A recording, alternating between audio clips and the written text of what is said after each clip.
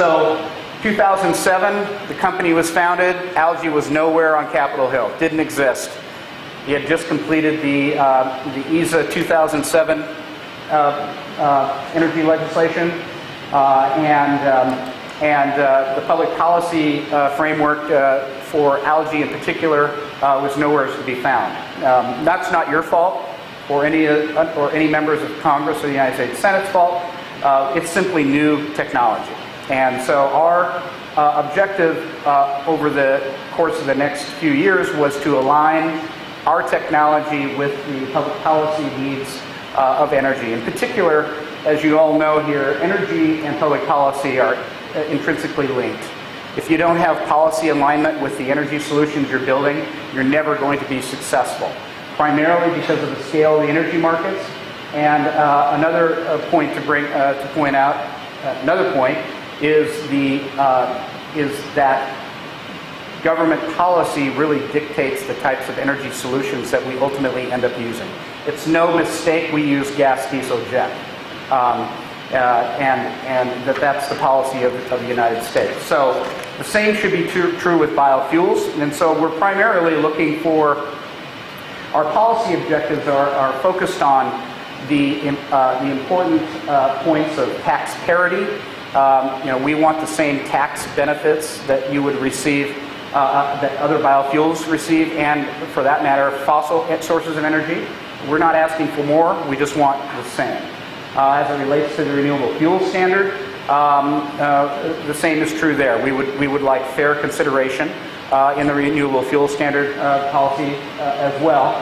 And I think it's important on the administration side to point out that the administration biofuels policies has taken a giant leap forward in the sort of transition from first-gen, second-generation energy, liquid transportation fuel energy solutions to third-generation fuels by the development of the President's biofuel strategy, Growing America's Fuels.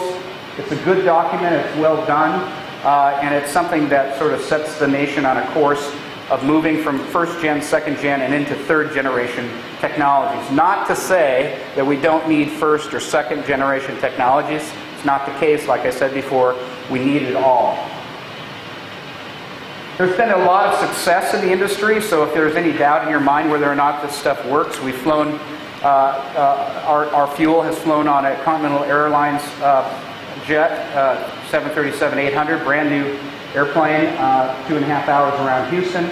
We've driven cars, several companies have driven cars across the country using algae-based gasoline and diesel.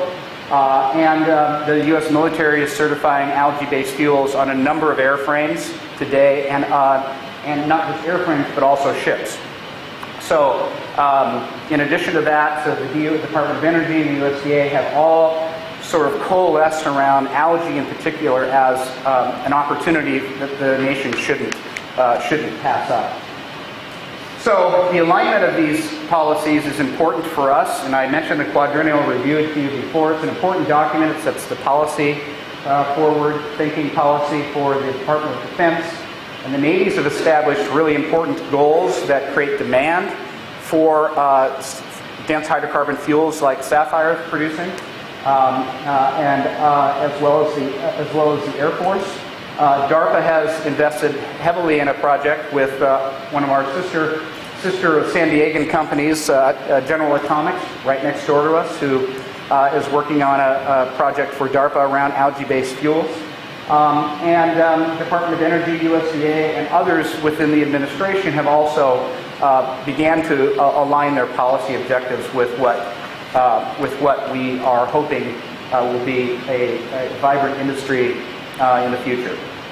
So, to conclude here, the policy objectives for our companies are focused on parity with other technologies, be that fossil-based energy or biofuels. So we're looking for tax parity. There have been 10 bills dropped in the last Congress around the issue of tax parity and RFS parity.